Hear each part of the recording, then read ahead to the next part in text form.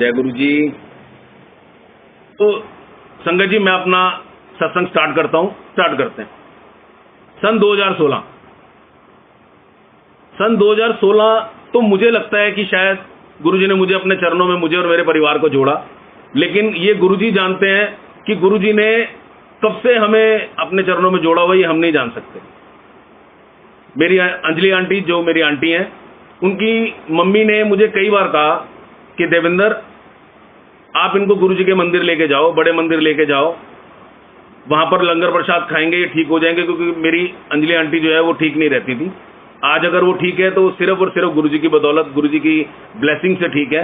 हमारा पूरा घर तो वो गुरुजी की ब्लेसिंग से चल रहा है। मैं तो गलत ही कहूंगा कि मेरा घर, सभी के घर गुरुजी की ब्लेसिंग से ही चल रहे हैं।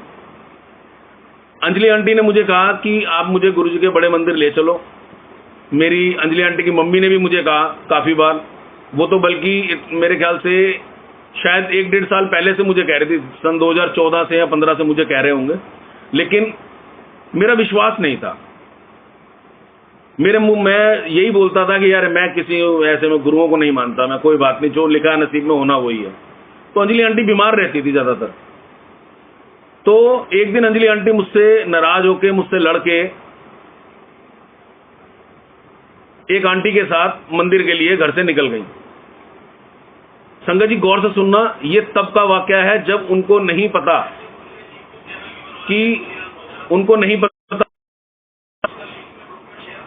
रास्ता कैसे है, कैसे जाना है, कैसे मंदिर पहुंचना है, नहीं पहुंच पा रहे। घर से नाराज होकर चली गई, लड़के चली गई। लेकिन गुरुजी की कृपा थी ना, गुरुजी बुला रहे थे। जब गुरुजी बुलाते हैं तो कोई रोक नहीं सकता। रास्ते में उनको आंटी मिली 2 मेट्रो में, वो गुरुजी की बातें कर रही थी। तो मेरी आंटी ने पूछा, आंटी गुरुजी के मंदिर जाना है, हम पहली बार जा रहे हैं, हमें रास्ता नहीं पता। तो उन आंटी ने कहा आंटी आप हमारे साथ चलिए। वो आंटी उन्हें गुरुजी के मंदिर लेके गई। वो मंदिर पहुंची, गुरुजी ने उनको दर्शन दिए, गुरुजी ने उनको ब्लेस किया। वो घर आई। घर आने के बाद इतनी खुश थी कि मेरे को लगा कि शायद आज कुछ अलग अंजलि आंटी नजर आ रही है मुझे, आज कुछ अलग है। थोड़ा नाराज भी था मैं, क्योंकि वो मुझसे नाराज होके गई थी, लड़के गई थी। तो थोड़ा सा मेरे अंदर एक अहम था कि नहीं, ये मेरे से इस तरीके से करके गई है, कैसे गई। लेकिन गुरुजी का आदेश था। मेरा माइंड भी थोड़ा सा मेकअप किया गुरुजी ने। मेरे मन के अंदर ऐसे भाव जगे कि हाँ शायद कुछ ऐसा हुआ है आज जो अंजलि आंटी के अंदर फर्क नजर आ रहा है मुझे। मुझसे रहा नहीं गया, मैंने पूछ लिया। उन्होंने मुझसे कोई जिक्र नहीं किया, मैंने उनसे पूछ लिया कि हाँ भी होके आ गए गुरुजी के यहाँ। जैसे कहते हैं ना, किसी बच्चे का बांध टूट जाता है एकदम पूछने से कि हाँ इन्होंने मुझसे पूछा है, तो मैं बस बांध टूट गया अंजलि आंटी का। अंजलि आंटी रोने लगी और अंजलि आंटी ने कहा कि मैं आज स्वर्ग के दर्शन करके आई हूं, और अगर आप मेरी इज्जत करते हो, अपने मन में मेरे प्रति सम्मान रखते हो, तो आप नेक्स्ट मंडे मेरे साथ गुरुजी के मंदिर जाओगे। संगत जी अंजलि आंटी का मुझे कहना इतना पोलाइटली, इतना प्यार भरा, इतना सम्मान भरा था। और दूसरा, शायद उससे हटके गुरुजी का आदेश भी उनके आदेश के अंदर था, सो मेरे मुंह से ना निकली ही नहीं। मैंने अंजलि आंटी से कहा चलो मंडे आएगा तो देखते हैं। बड़ी खुश हुई अंजलि आंटी। मंडे आ गया। मंडे को वो मुझे लेकर गुरुजी के बड़े मंदिर चली गई। जब हम फर्स्ट टाइम गुरुजी के मंदिर गए, मेरा बेटा भी मेरे साथ गया था, जो आज गुरुजी के आशीर्वाद से इंजीनियर है, उसका भी सत्संग है आज। संगत जी आज मैं सिर्फ अपनी जर्नी आपसे शेयर करूंगा। सत्संग जैसे जैसे गुरुजी मुझे आदेश करेंगे लाइव आने के लिए, मैं आता रहूंगा और सारे सत्संग आप लोगों से शेयर करूंगा कि गुरुजी ने कैसे पल पल मुझे और मेरे परिवार को ब्लेस किया। हम लोग गए, मैं, मेरा बेटा यश और अंजलि आंटी। तो पहले तो जब हम मंदिर पहुंचे तो मेरी आंटी ने मुझे ये कहा था कि हम लोग यहाँ से 10-11 बजे चलेंगे और 2-2:30 बजे तक वापस आ जाएंगे। तो माइंड मेकअप हो गया कि 2-2:30 बजे तक वापस आ जाएंगे। अंजू दीदी जय गुरु जी, आपका आशीर्वाद था, देख लो आज मैं लाइव आ गया। कल ही आपने आशीर्वाद दिया था मुझे। जय गुरु जी। तो जब हम लोग मंदिर पहुंचे तो विशाल टेंट लगा हुआ पूरा ऐसा, और गुरुजी ने देखो मुझे किस दिन बुलाया अपने पास, शिवरात्रि थी उस दिन, शिवरात्रि थी, शिवरात्रि वाले दिन गए। जब हम वहां पहुंचे तो अनाउंसमेंट हो रही थी कि 2 बजे मंदिर खुलेगा। अब अंजलि आंटी के अंदर घबराहट चालू, क्योंकि मेरा स्वभाव थोड़ा सा गर्म है। अब तो गुरुजी ने बहुत शांत कर दिया है। तब से ज्यादा शांत हुआ है कि अनुपमा कालरा आंटी ने एक सत्संग शेयर किया था, उस सत्संग का मेरे माइंड के अंदर इतना प्रभाव पड़ा कि मेरा एक तरीके से कहते हैं ना, मैं वही कह रहा हूं ना, सत्संग सुनना बहुत जरूरी है, क्योंकि सत्संग के अंदर आपके सवालों के जवाब मिलते हैं। ये गुरुजी ही चाहते हैं कि कब आपको किस सत्संग में आपके सवालों का उन्होंने जवाब देना है। तो जब मुझे मेरे सवालों का जवाब अनुपमा कालरा आंटी, जिन्हें मैं अनु दीदी कहता हूं, उनके सत्संग में मिला, तो मैंने पाल आंटी से जिक्र किया कि पाल आंटी, मैं बहुत इंप्रेस हुआ हूं इस सत्संग से, मेरा सब कुछ चेंज हो गया और हुआ भी। खैर, मैं थोड़ा स्वभाव गर्म था उस समय मेरा, तो अंजलि आंटी थोड़ा डर रही थी कि भाई मैं इनसे कह के आई थी कि 2 बजे हम घर पहुंच जाएंगे और 2 बजे तो अनाउंसमेंट हो रही कि मंदिर खुलेगा। अब मैं वहां गुरुजी के चरणों में बैठा हुआ, उसको नहीं पता मेरे अंदर क्या चल रहा है, और मेरे अंदर ये चल रहा था कि यार इतनी दुनिया, इतना डिसिप्लिन मैंने आज तक कहीं देखा ही नहीं था। मैं फर्स्ट टाइम गया था। मैं गुरुजी के मंदिर गया, 2 बजे मंदिर खुला। अंजलि आंटी मुझसे कुछ नहीं बोल रही हैं, क्यों? क्योंकि वो मेरे स्वभाव से परिचित थी, उसको डर था कि कुछ ना कुछ कलेश जरूर होगा। लेकिन गुरुजी के दरबार में गए थे, गुरुजी ने मेरे को टाइट किया हुआ था यहां से पूरा, उसको नहीं पता मेरे अंदर क्या चल रहा है। जब हम मंदिर पहुंचे, शिवरात्रि का दिन था, कहते हैं शिवरात्रि वाले दिन जब गुरुजी किसी को बुलाते हैं ना, तो उसे ब्लेस करके भेजते हैं। जितनी संगत आती है उस दिन सारी ब्लेस होती है। तो मेरा भी नसीब अच्छा था कि गुरुजी ने मुझे शिवरात्रि वाले दिन ही फर्स्ट टाइम अपने पास बुलाया। मंदिर गए, मंदिर का मतलब मैं बता नहीं सकता, मेरे पास लफ्ज नहीं है, मैं बयान नहीं कर सकता कि धरती पे स्वर्ग मैंने सुना था, देखा मैंने उस दिन शिवरात्रि वाले दिन धरती पे स्वर्ग मैंने देखा। जब मैं गुरुजी के मंदिर में अंदर गया, अंदर जाने के बाद आप यकीन मानना संगत जी कि मुझे लगा ही नहीं कि मैं 2 बजे के लिए आया था, अंजलि आंटी मुझे लाई थी, या मैं कैसे आया हूं, किस लिए आया हूं। बस एक मंत्र मुग्ध जैसा कर देते हैं ना, गुरुजी ने कुछ ऐसा लीला रची मेरे अंदर में, कुछ ऐसा किया कि मुझे ना समय का आभास, ना मुझे किसी चीज का आभास।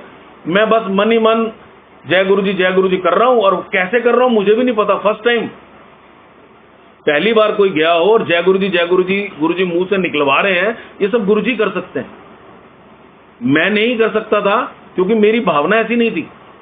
लेकिन गुरुजी ने किया। मंदिर गए, मंदिर में जाके लंगर प्रसाद किया, गुरुजी के दर्शन किए, और दर्शन करने के बाद जब हम बाहर आए तो हमने एक पॉइंट डिसाइड किया था अंजलि आंटी ने कि मैं और यश अंकल हम आगे पीछे अगर हो जाएंगे तो हम इस पॉइंट पे मिलेंगे। अब वो पॉइंट डिसाइड था, हम लोग बाहर चलने लगे। चलते चलते चलते चलते मेरे मन में भाव आया, मैं कहा गुरुजी कितने लकी हैं ये सेवादार जो आपकी संगत की सेवा कर रहे हैं, कितने लकी हैं। आप यकीन मानना संगत जी, गुरुजी इतनी जल्दी सुनते हैं कि जहां पर बाहर निकलने का रास्ता था, उसी रास्ते पर इतनी संगत, इतनी भीड़ हो गई कि व्यवस्था डगमगा गई। जब व्यवस्था डगमगा गई तो वहां पर जो सेवादार अंकल थे, उन्होंने एकदम सडनली ऐसा कुछ हुआ, गुरुजी ने किया होगा, कोई नहीं कर सकता, या उस सेवादार अंकल के अंदर गुरुजी आए या क्या है, उन्होंने मेरी बाजू पकड़ी और कहा अंकल आप अपनी बाजू आगे करो, संगत को रोक दो यहीं। तो मैं एक बार को थोड़ा सा सहम भी गया कि ये एकदम क्या हुआ, मुझे टोका है इन्होंने या क्या किया है। लेकिन समझते देर नहीं लगी, उन्होंने मुझे दोबारा कहा, रिपीट किया कि अंकल संगत को रोकना है, यहाँ पर जाने नहीं देना अंदर। तो मैं वहां खड़ा हो गया जी, उनके साथ बाजू पकड़ के हमने संगत को रोका। और ये सारी की सारी चीज अंजलि आंटी और यश अंकल जो मेरे बेटे हैं, ये सामने नाली बनी हुई है मेन रोड के परली तरफ, वहां से बैठ के देख रहे हैं कि ये क्या हो रहा है। और संगत जी आप यकीन मानना, गुरुजी ने ऐसी मेहर की, ऐसी ब्लेसिंग दी, मैंने 1 से 1.5 घंटा सेवा की वहां, बिना बैच के, बिना किसी मतलब सूचना के गुरुजी ने मुझसे सेवा ले ली। मैं बड़ा खुश। अंजलि आंटी ने मुझे इशारा करके कहा चलो, चलना नहीं है।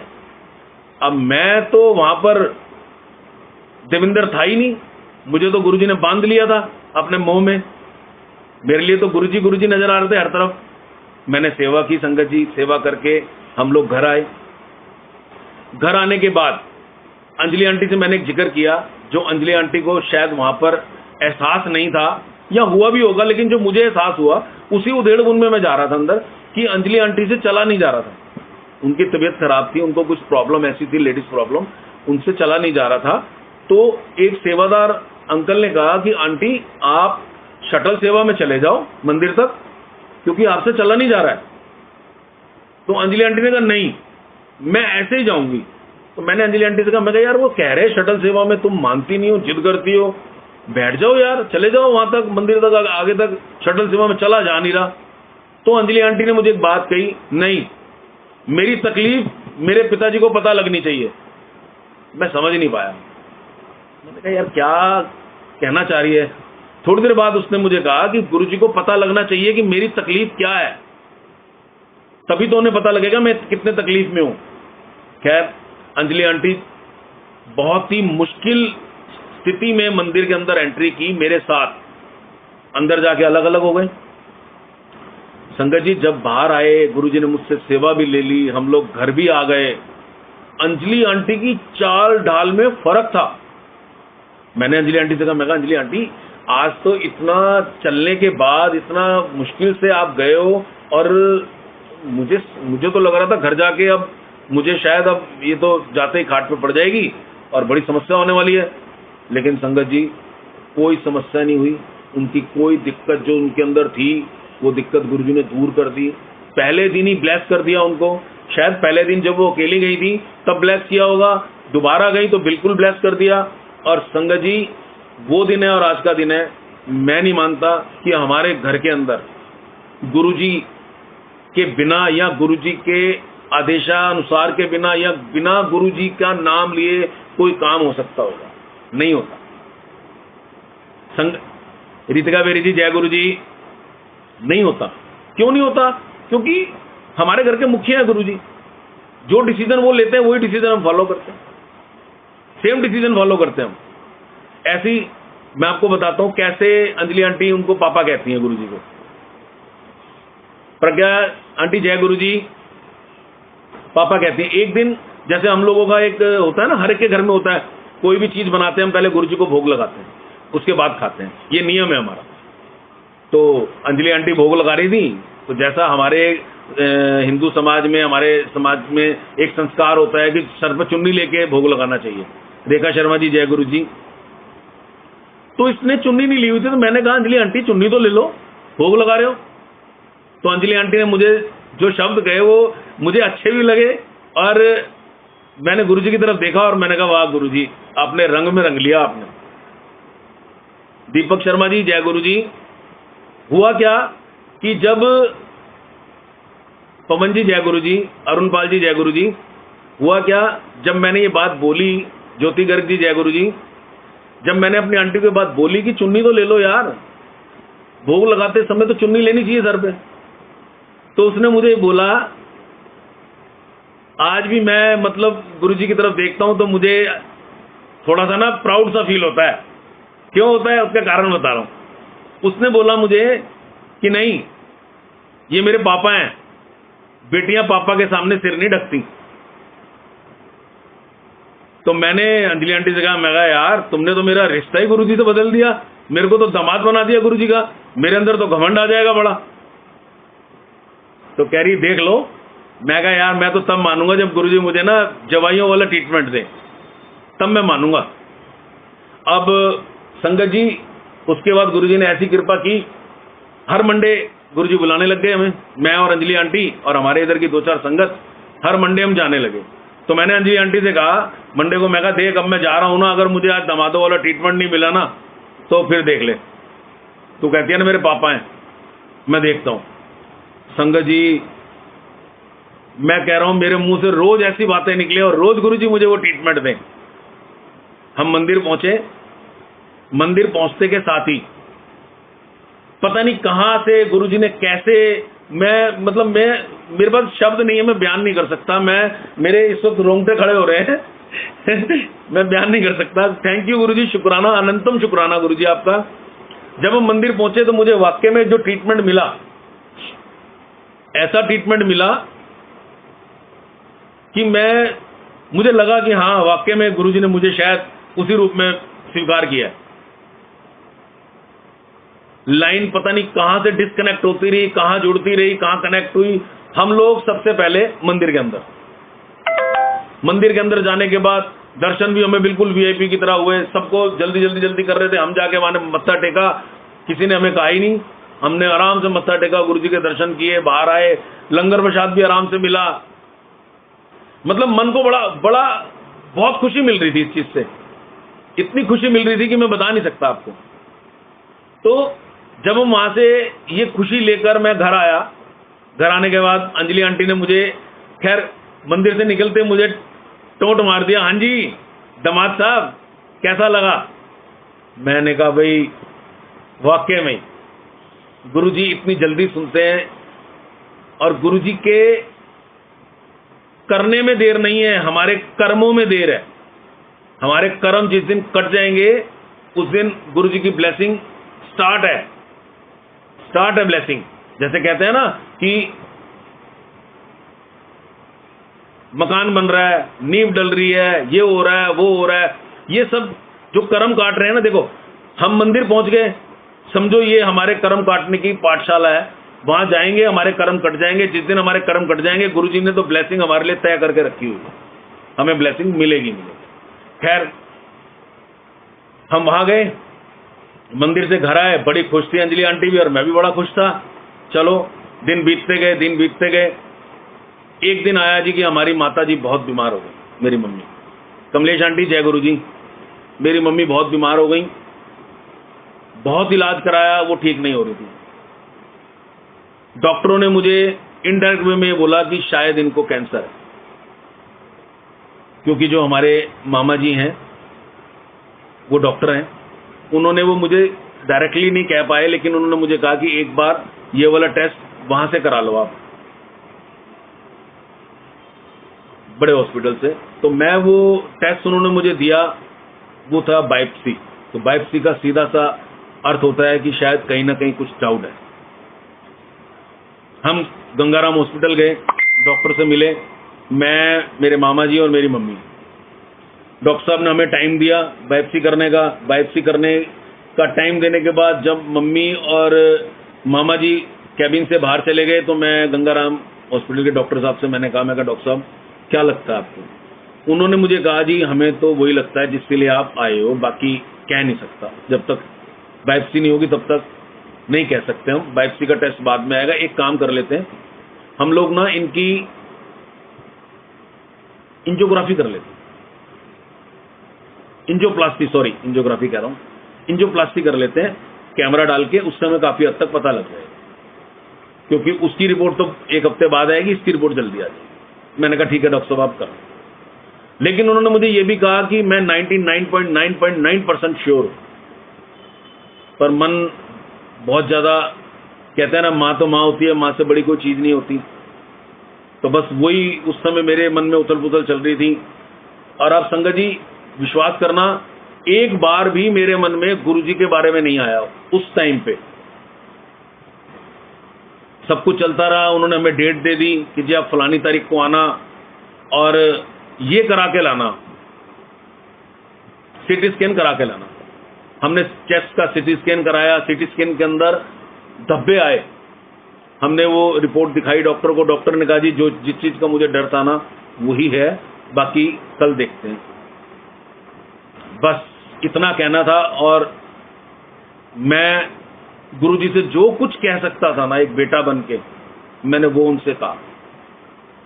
जितना डीपली जा सकता था मैं गुरुजी के आगे गया, गुरुजी के स्वरूप के आगे गया, सारे काम किए। फिर सडनली मेरी आंटी कहने लगी कि हम मंदिर चल रहे हैं। हम मंदिर गए, मंदिर में गया, रोता रहा गुरुजी के समाधि पे, गुरुजी के दरबार में, जो गुरुजी का मेन दरबार है जहाँ गद्दी लगी हुई है, मैं रोता रहा। रोने के बाद हमने लंगर प्रसाद लिया। लंगर प्रसाद लेने के बाद बेटा हूं ना, सॉरी मैं भावुक हो गया थोड़ा। मैंने वहां एक अंकल से कहा, मैं कहा अंकल मेरी मम्मी की तबीयत बहुत खराब है, आप हमें लंगर प्रसाद घर के लिए दे दीजिए। मेरे ख्याल से 3 या 4 दिन बाद हमारी डेट थी एंजियोप्लास्टी कराने की। तो उन्होंने, किरण मैडम जय गुरु जी, उन्होंने हमें डेट दी लंगर प्रसाद के लिए, उन्होंने मना कर दिया अंकल ने मुझे। मैं बड़ा मायूस हुआ, गुरुजी को बहुत अरदास लगाई मन ही मन। इतने में मेरी अंजलि आंटी आई, कह रही क्या हुआ? मैं कहा ऐसे ऐसे यार मैंने प्रसाद मांगा मम्मी के लिए, मिला नहीं, मेरा बड़ा मन ना दुख रहा है, शायद मम्मी ठीक नहीं होगी। और पता नहीं एकदम एक अंकल अंजलि आंटी के पास आए, उन्होंने अंकल आए थे ना सॉरी, अंजलि आंटी एक अंकल के पास गई और उनसे जाके कहा कि अंकल ऐसे ऐसे हमारी मम्मी की तबीयत बहुत खराब है, क्या हमें प्रसाद मिल सकता है? संगत जी आप बिलीव करना, वो अंकल गुरुजी थे। उन्होंने कहा हाँ पुत्र, ऐसे ही, हाँ पुत्र रुको। वो अंदर गए, एक थैली भर के लाए। क्या आप मुझे बताओ, कभी मंदिर में से किसी को थैली भर के लंगर प्रसाद मिला है? नहीं मिला ना, लेकिन अंजलि आंटी को मिला। और आप विश्वास करना, वो लंगर प्रसाद इतना था, उन्होंने कहा कि अपनी मम्मी को खिलाना, जाके गरम मत करना इसको। हम वो लंगर प्रसाद लेके आए, फ्रिज में रख दिया, मम्मी को दिया। 3 दिन मम्मी वो लंगर प्रसाद खाती रही, फ्रिज में से निकाल के, गरम नहीं किया। लंगर प्रसाद मम्मी खाती थी और मम्मी ऐसे सो जाती थी जैसे नींद की गोली दी हुई हो। 3 दिन लंगर प्रसाद खाया, इतने में डेट आ गई हॉस्पिटल जाने। हम हॉस्पिटल गए, मम्मी को हमने, जैसे हम लोगों की भावना है, श्रद्धा है, गुरुजी का लॉकेट पहनाया और लेकर मंदिर हॉस्पिटल चले गए। जब हम हॉस्पिटल पहुंचे, नीलम दीदी जय गुरु जी, जब हम हॉस्पिटल पहुंचे तो वहां पर उन्होंने, डॉक्टर साहब ने मुझसे पूछा कि शर्मा जी आप रिपोर्ट्स वगैरह लाए हो ना सारी, जो सीटी स्कैन वगैरह कराया था? मैं कहा हाँ जी सब लाया हूं। उन्होंने एक बार चेक किया, चेक करने के बाद उन्होंने कहा जी हम आधे घंटे बाद इनका एंजियोप्लास्टी करेंगे। मैं कहा ठीक है जी आप कीजिए। तो इतने में जो वार्ड बॉय थे, उन्होंने मम्मी से बोला कि आंटी जी आपने जो जो कड़ा या चैन पहन रखी है ना वो उतार दो। अब मम्मी ने कहा कि नहीं मेरे पास तो ये गुरुजी हैं। मम्मी ने गुरुजी ऐसे हाथ में पकड़े हुए थे, लॉकेट यहां से यूं। तो वार्ड बॉय अंकल ने बोला गुरुजी को कौन रोक सकता है, माता जी पहने रखो आप संगत जी विश्वास करना, ये कंडीशन जो मुट्ठी की है ना, ऐसी मम्मी ने लॉकेट गुरुजी का पकड़ा हुआ था।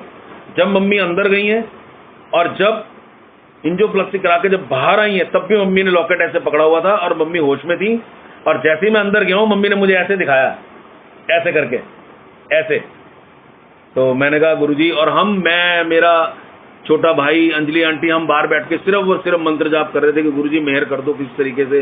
डॉक्टर आ रहे हैं, जा रहे हैं, आ रहे हैं, जा रहे हैं। बड़ा हमें घबराहट सी शुरू हो गई कि हो क्या रहा है, गुरुजी क्या हो रहा है। डॉक्टर बड़े तेजी से बाहर आते हैं, बड़ी तेजी से अंदर चले जाते हैं, हमें कुछ बता नहीं रहे हैं। हमारे तो आप ही डॉक्टर हो, आपसे बड़ा तो कोई डॉक्टर ही नहीं है, आप जाओ देखो, आप तो अंदर ही हो, क्या हो रहा है कुछ बताओ।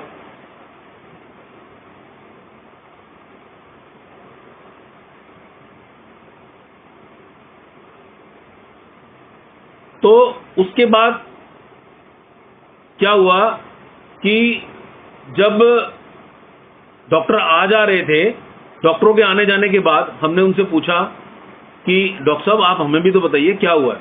और शर्मा जी अपनी रिपोर्ट दे दो जरा आप हमें। वो रिपोर्ट लेके फिर चले गए अंदर, फिर बाहर जाए, फिर अंदर आए। घबराहट इतनी बढ़ गई, इतनी घबराहट बढ़ गई कि मैं आपको क्या बताऊं कि रोने वाली हालत हो गई हमारी।